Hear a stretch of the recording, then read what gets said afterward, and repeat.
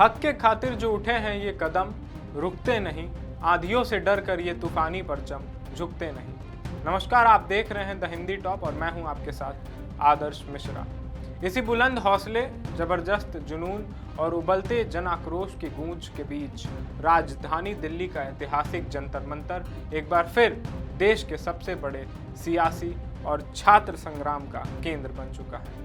जहां सोमवार को हुए अभूतपूर्व बवाल, ताबड़तोड़ लाठीचार्ज और आंसू गैस के तीखे दंश के बावजूद कॉकरोच जनता पार्टी का प्रदर्शन दूसरे दिन भी पूरी आक्रामकता के साथ जारी रहा। सोमवार की देर रात पुलिस द्वारा जबरन उखाड़ फेंके गए टेंट, मंच और माइक व्यवस्था के बावजूद मंगलवार सुबह तड़के ही देश के कोने कोने से आए सैकड़ों आक्रोशित छात्र और युवा कार्यकर्ता दोबारा जंतर मंतर की सड़कों पर डट गए और सरकार विरोधी नारेबाजी शुरू कर दी, जिसके बाद बिगड़ते हालात और सुरक्षा की पूरी संवेदनशीलता को देखते हुए पूरे लुटेंस जोन को भारी पुलिस बल और रैपिड एक्शन फोर्स के जवानों की तैनाती के साथ एक अभेद किलेबंदी में तब्दील कर दिया गया।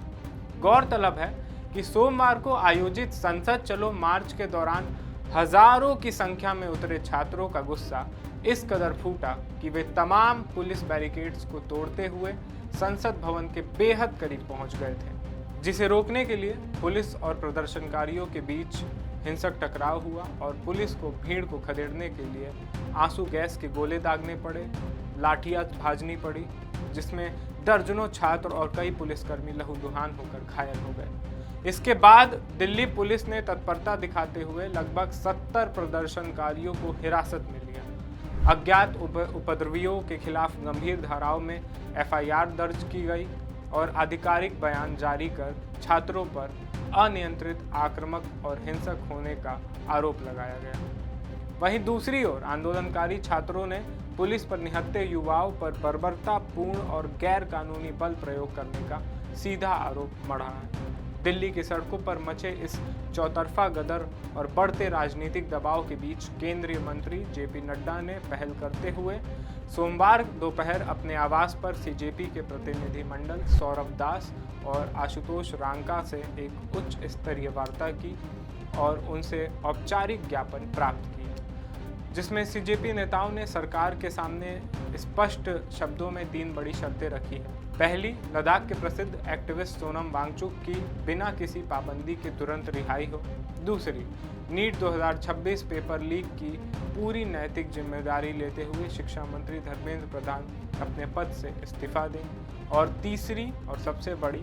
पेपर लीक व धांधली के तनाव में आत्महत्या करने वाले सभी पीड़ित नीट अभ्यर्थियों के परिवारों को 1-1 करोड़ रुपए का मुआवजा व सरकारी सहायता दी जाए। हालांकि घंटों चली इस बैठक के बाद भी सरकार की तरफ से कोई ठोस लिखित आश्वासन या समय सीमा न मिलने के कारण वार्ता बेनतीजा रही। और उधर अस्पताल में भर्ती सोनम वांगचुक द्वारा अपनी पत्नी गीतांजलि के जरिए जारी किए गए हस्तलिखित भावुक संदेश में साफ कर दिया गया कि जब तक युवा नेताओं को संसद में जनप्रतिनिधियों से मिलने की इजाज़त नहीं मिलती, उनका अनशन जारी रहेगा। ऐसे में आंदोलनकारी छात्रों और सीजेपी नेतृत्व ने 2 टूक ऐलान कर दिया है कि जब तक उनकी तीनों मांगे पूरी तरीके से मान नहीं ली जाती, तब तक संसद की चौखट से लेकर जंतर मंतर तक सड़कों पर जन आंदोलन किसी भी सूरत में थमने वाला नहीं। सीजेपी ने साफ कर दिया है कि उन्हें शिक्षा मंत्री का इस्तीफा चाहिए, इससे नीचे वो कुछ नहीं चाहते। उनका कहना है कि जो लोग अपने बच्चों को गवा दिए इस नीट पेपर लीक के वजह से, सरकार उन्हें जवाब क्यों नहीं दे रही। माना कि पेपर हो गया, री एग्ज़ाम हो गया, लेकिन जो बच्चे अपनी जान गवा चुके हैं उनको सरकार क्या कहेगी। उनकी आत्मा को शांति तभी मिलेगी जब ये धर्मेंद्र प्रधान अपना इस्तीफा दे देंगे। इस खबर पर और भी अपडेट्स जानने के लिए हमारे साथ जुड़े रहें और देखते रहें द हिंदी टॉप।